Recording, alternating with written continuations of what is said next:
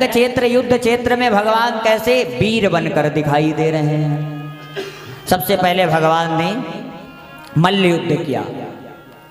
मल्ल युद्ध में जो कंस ने वीरों को खड़ा किया था, उनको कंस ने खड़ा करके कहा था कि जब राम, बलराम और कृष्ण दरबार पर आए तो इन्हें दरबार से ही युद्ध करके युद्ध करके पकड़कर हमारे पास ले आना। लेकिन भगवान ने दोनों का उद्धार कर दिया। आगे बड़े मदमस्त हाथी को भगवान ने उद्धार करके और उसी हाथी के ऊपर पैर रख के कंस के सिंहासन पर भगवान पहुंच गए।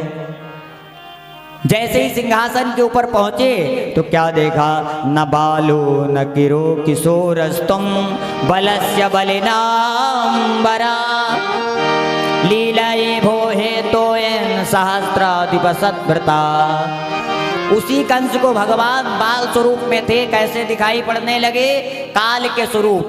और मुकुट को भगवान ने एक चाटा मारा, मुकुट एक तरफ, बाल पकड़े, 7 सिंहासन के ऊपर से कंस को भगवान नीचे ले आए। कंस कहता है लाला छोड़, बालों में दर्द हो रहा है।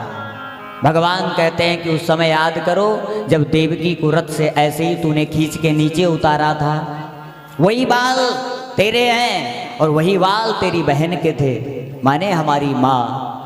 तो देखते ही देखते भगवान क्या करते हैं, बोले भगवान उसके शरीर पर बैठकर एक छाती में तेज से मुक्का मारते हैं और कंस का राम नाम सत्य हो जाता है। बोलिए भक्तवत्सल भगवान की जय हो। भगवान ने कंस का उद्धार कर दिया। उद्धार करते ही भगवान की जय जयकार होने लगी। मातरम पितरम चैवा मोचयित्वा तबंधनात्। देवकी वसुदेव जेल से बाहर आ गए और जैसे ही साम्राज्य में खड़े हुए भगवान की जय जयकार होने लगी। और भगवान को क्या मथुरा का राजा बनाकर उग्रसेन ने स्थापित कर दिया। भगवान आज राजा बन गए मथुरा में। कंस को उद्धार करके भगवान ने भेजा कहाँ, अपने धाम को भेज दिया। अब नंद बाबा कहते हैं देखो लाला, जो जिसको जैसी इच्छा थी वो सबको तूने दे दिया, अब भाई चलें कहाँ, बोले वृंदावन। तो ठाकुर जी कहते हैं यहाँ की व्यवस्थाएं अंग भंग कर रखी हैं कंस ने, थोड़े दिन बाबा रुक जाओ, तुम चलो और हम बाद में आएंगे, अभी व्यवस्था सही कर दें। जैसे आजकल भाजपा सरकार करती है, जिस प्रदेश में जाती है वहाँ टिक कर वहाँ सफाई करती है। क्यों, बोले पहले कंस रूपी सरकार थी, अब कृष्ण रूपी सरकार है। वहां जाकर क्या करती है भाजपा सरकार, पहले वहां सफाई करती है और सफाई करने के बाद थोड़े दिन वहां रुकती है, अपने मंत्रियों को बिठाती है और जहां नहीं पहुंची वहां पहुंच जाएगी।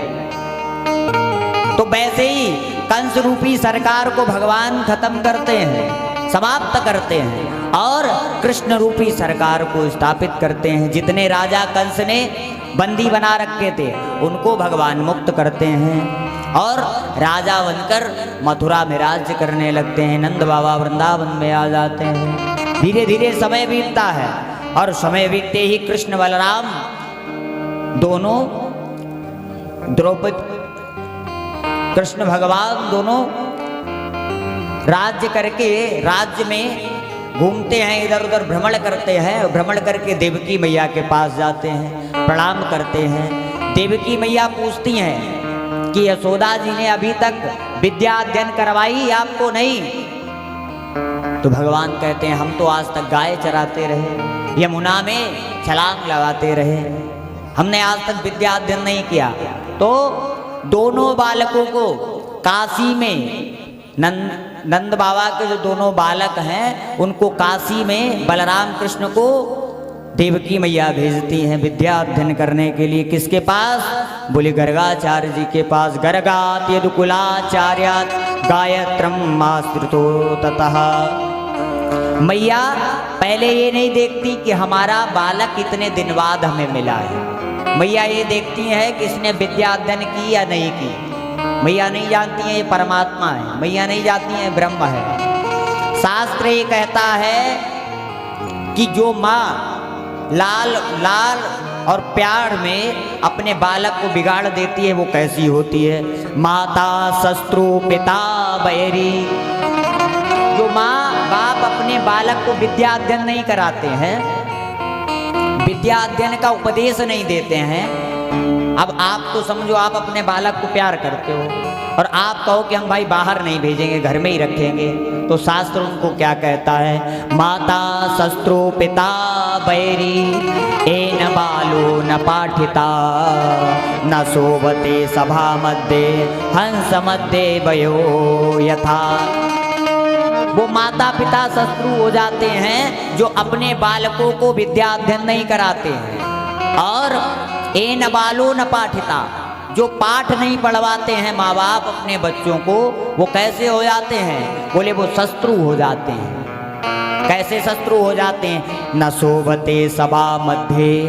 कंस हंसों की सभा लगी हो और वहां पर एक कौवा बैठ जाए। कैसा कौवा। हंस मध्य भयो यथा।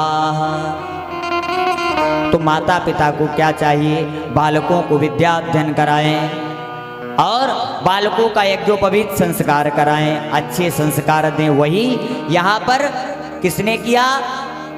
देवकी और वसुदेव जी ने किया। भगवान गए और भगवान ने 16 विद्याओं का अध्ययन किया। राम बलराम और कृष्ण ने 16 विद्याओं का अध्ययन करके वापस आए हैं और वापस आकर मथुरा में भगवान रमण कर रहे हैं। आइए एक भजन श्रवण करते हैं और उसके बाद कथा की ओर प्रस्थान करेंगे। बोलिए वृंदावन बिहारी लाल की।